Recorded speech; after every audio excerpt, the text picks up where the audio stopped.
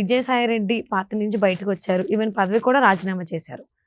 వచ్చిన తర్వాత చంద్రబాబు నాయుడు గారిని ఉద్దేశించి పాజిటివ్‌గా మాట్లాడడం, ఈ రిపబ్లిక్ డే సెలబ్రేషన్‌కి సంబంధించి శకటం బాగుంది అని కూడా ట్వీట్ చేయడం ట్విట్టర్ వేదికగా ఆర్ ఎల్స్ ఎక్స్ వేదికగా.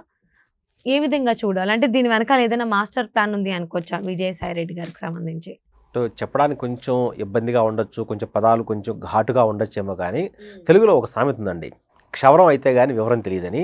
ఓకే. సో ఇప్పుడు తన దాకా వస్తే తప్ప కేసులేంటి, ఆ భయాలేంటి ఇప్పుడు విజయసాయిరెడ్డికి తెలిసి వచ్చినాయి.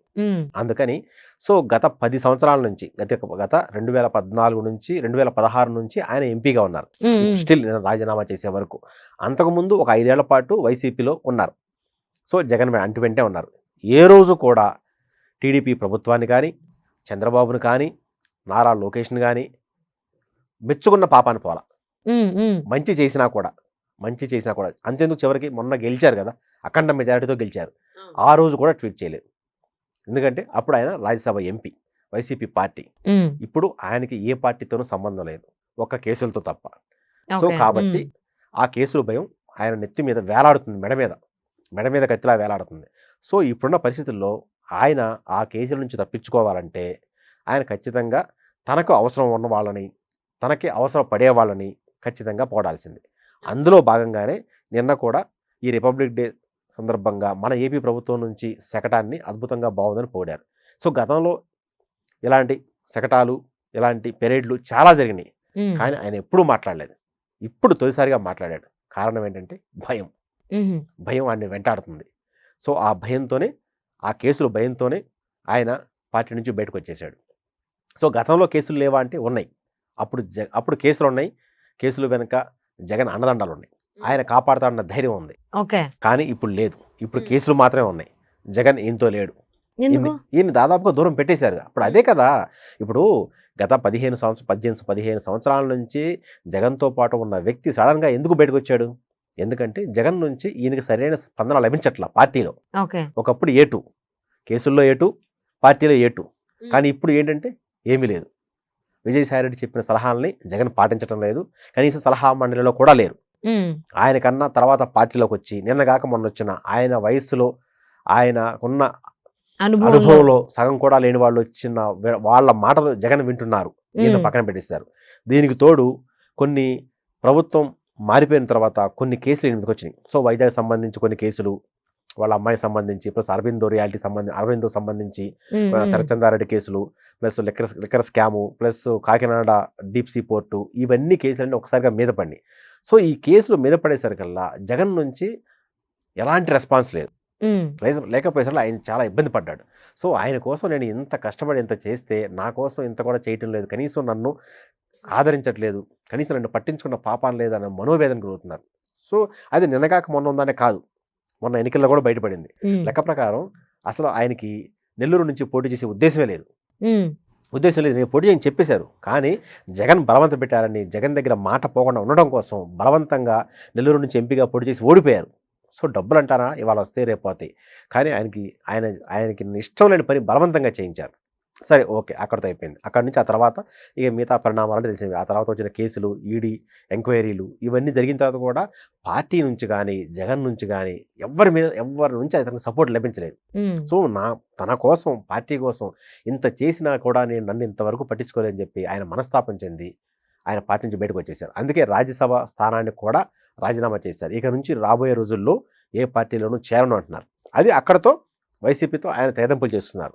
తెగదెంపులు అయిపోయి బాగానే ఉంది. మరి కేసుల నుంచి బయటపడాలంటే, కనీసం కేసుల నుంచి కొన్నాళ్ళు తప్పించుకోవాలంటే ఏం చేయాలి?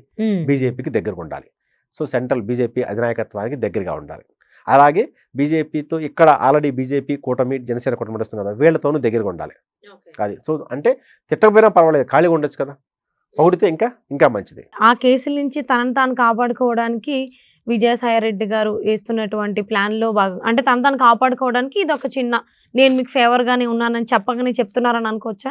అంటే ఇందులో 2 రకాలు అండి. ఒకటి ఫేవర్గానే ఉన్నాను అని చెప్పగానే చెప్పచ్చు, దయచేసి నన్ను వదిలేసేయండి, నన్ను స్కిప్ చేయండి. ఇప్పుడు అంతకుముందు లోకేష్ గారు కూడా రెడ్ బుక్ అని చెప్పారు. రెడ్ బుక్ అని చెప్పి అంటే గత ప్రభుత్వంలో ఎవరైతే ప్రజల మీద పడి దోచుకున్నారో, ఎవరైతే అన్యాయాలు చేశారో వాళ్ళందరికీ వరుసబెట్టిగా తమదైన స్టైల్లో గుణపాఠం చెప్తున్నారు టీడీపీ వాళ్ళు. సో ఆ లిస్టులో తీస్తే ఆ లిస్టులో అందరికన్నా ఫస్ట్ పేరు ఉండేది విజయసాయిరెడ్డిది. ఓకే. విజయసాయిరెడ్డి చేసిన అక్రమాలు ఇక వైజాగ్ ప్రాంతంలో ఎవరు చేయలేదని చాలా ఆరోపణలు ఉన్నాయి. ఇప్పుడు ఆ ఆరోపణలన్నీ కేసులు అవుతున్నాయి, చాలా మంది కేసులు పెడుతున్నారు. అప్పుడు అవన్నీ వస్తున్నాయి. సో ఇప్పుడు ఆయన ఉద్దేశం ఏంటంటే ఆయన తెల్ల జెండా ఎగరేశాడు, దయచేసి నన్ను వదిలేసేయండి, నన్ను ఇన్వాల్వ్ చేయకండి అనే టైప్లో ఆయన మొత్తానికి పార్టీ నుంచి బయటకు వచ్చేసి క్షమించమని ఇండైరెక్ట్ కొడుతున్నారు. అందుకనే సో ఆ పదం రావట్లేదు, కానీ ఆయన బిహేవియరు, ఆయన భావజాలం, ఆయన ప్రవర్తిస్తున్న తీరు చూస్తుంటే మొత్తం అర్థమవుతుంది. సో ఆయన ఇంతమంది వైసీపీ వాళ్ళు ఉన్నారు, వాళ్ళకి ఎవరికి నచ్చని శకటం ఒక్కడికే నచ్చింది. అది కూడా బయటకు వచ్చిన తర్వాత. ఇంతకుముందు వేరే కార్యక్రమాలు చేయలేదా వీళ్ళు? చాలా చేశారు కదా, కూటమి ప్రభుత్వం చాలా చేసింది కదా, చాలా చేసింది. కొంచెం మంచి పనులు ఉన్నాయి, పెన్షన్ పెంచారు కదా వీళ్ళ ప్రభుత్వంతో పోలిస్తే. మరి అప్పుడు ట్వీట్ చేయలేదే, ఎందుకంటే అప్పుడు పార్టీలో ఉన్నాడు. ఇప్పుడు బయటకు వచ్చారు కాబట్టి ఏంటనేది కనిపిస్తుంది, ఆయనకి రియాలిటీ తెలుస్తుంది. ఇప్పుడు ఏదైనా మాట్లాడగలరు. ఇప్పుడు ఆయనకి ఎలాంటి ఇప్పుడు ఎలాంటి ఏం లేవు, రెస్ట్రిక్షన్స్ లేవు. అది ఇప్పుడు జగన్ ఏదో అంటాడనో వాళ్ళు ఏదో అంటారనో ఇవేం లేవు, అందుకని సొంతంగా చెప్తున్నాడు. సో దీంట్లో పనిలో పనిగా దగ్గర అంటే రేపొద్దున ఫ్యూచర్లో టీడీపీ కూటమిలోనూ జనసేన కూటమిలోనూ ఆయన చేరతారని కాదు, కూటమికి ఒక వెనక నుంచి మద్దతు ఇచ్చే వ్యక్తిగా ఉంటారు. అందుకే నేను మనం చెప్పినట్టుగా ఏమంటున్నానంటే ఆయన పార్టీ నుంచి బయటకు వచ్చేసి రేపొద్దున గతంలో కూడా ఒకసారి ఆయన ఒక స్టేట్మెంట్ ఇచ్చారు, రాబోయే రోజుల్లో నేను ఒక పేపరు టీవీ పెట్టబోతున్నాను అని. ఇఫ్ ఐఎమ్ నాట్ రాంగ్, ఇంకొక 1 monthలో విజయసాయిరెడ్డి ఒక స్టేట్మెంట్ వస్తుంది పేపరు టీవీ పెడుతున్నట్టు. ఇంతకాలం ఆయన వైసీపీలో ఉండబట్టి పేపరు టీవీ పెట్టడానికి అవకాశం కుదరలేదు, ఇప్పుడు వచ్చింది. ఇప్పుడు ఆ పేపరు టీవీ పెడతానికి కారణం ఏంటి? బీజేపీకి ఏపీలో అంత పెద్దగా ప్రజల మద్దతు లేదు. సో ఏదో పార్టీ ఉందంటే ఉంది తప్ప, మొన్న కొంతమంది సీట్లు గెలిచారు తప్ప బలమైన క్యాడర్ లేదు. సో ఒక పేపరు ఒక టీవీ పెట్టి బీజేపీని బలోపేతం చేసే విధంగా కొన్ని చర్యలు చేయాలని, సో దానికి తగ్గట్టుగా కొంతమంది లీడర్ని తయారు చేసి బీజేపీకి దగ్గర అవ్వాలని చూస్తున్నారు. బీజేపీకి దగ్గర అవడం వల్ల ఆయన లాభం ఏంటంటే ఈడీ కేసులు ఇవన్నీ ఉన్నాయి కదా, ఈడీ కేసులు, సిబిఐ కేసులు, ఇవన్నిటి నుంచి తప్పించుకోవచ్చు. మనీ లాండరింగ్ కేసులు చాలా ఉన్నాయి వీని మీద. సో ఇవన్నిటి నుంచి వాటిని కొంతకాలం ఉపశమనం పొందవచ్చు, అలాంటి అవకాశం ఉంది. అందుకని చెప్పి ఆయన బీజేపీకి దగ్గర అవ్వాలని తాపత్రయపడుతున్నారు. సో పనిలో పనిగా ఇప్పుడు బీజేపీ జనసేన కూటమి కూడా కలిసి ఉంది కాబట్టి వీళ్ళ ముగ్గురికి సంబంధించిన అంశాలని పాజిటివ్గా రెస్పాండ్ అవుతున్నారు. సో దీనికన్నా పెద్ద మాస్టర్ ప్లాన్ ఉంది. సో ఆయన ఉద్దేశం ఏంటంటే ఇప్పుడున్న పరిస్థితుల్లో ఆయన సేఫ్గా ఇంకో 5 ఏళ్ళు ఉండాలి, కేసులు భయం ఉండకూడదు. ఎందుకంటే ఇప్పుడు కేసులు అన్నీ వచ్చి ఏదైనా ఒక చోట ప్రూవ్ అయ్యి ఆయన జైల్లో ఉండాల్సిన పరిస్థితి వస్తే ఎంత పరువు తక్కువ. సో గతంలో 16 ఏళ్ళు వెళ్ళారంటే అప్పుడు పరిస్థితి వేరు, కానీ ఇప్పుడు చాలా ఇబ్బంది. అందులోనూ ఇప్పుడు ఈ కొంచెం 60 ఏళ్ళు దాటిన తర్వాత జైల్లో రావడం చాలా కష్టం. అందుకని ఇవన్నీ ముందే ఊహించుకొని సో ఆయన ఒక పెద్ద మాస్టర్ ప్లాన్ వేసి పార్టీ నుంచి బయటకు వచ్చాడు. ఇప్పుడు బీజేపీ వాళ్ళకి దగ్గర అవుతున్నాడు. అదే. సో మరి కేసుల నుంచి కనుక వచ్చి ఫైనల్లీ తాను కాపాడుకోవడానికి విజయసాయిరెడ్డి గారు చేసినటువంటి ట్వీట్ ఏదైతే ఉందో చర్చనీయాంశం అవుతుంది. మరి ఆయన ప్లాన్ సక్సెస్ అవుతుందా, ఫెయిల్ అవుతుందా, అసలు ఏం జరుగుతుంది, ఆ రిజల్ట్స్ ఏ విధంగా ఉంటాయి, ఎఫెక్ట్స్ ఏ విధంగా ఉంటాయి చూద్దామండి. థ్యాంక్స్ సో మచ్ రవి గారు. థ్యాంక్ యూ అండి.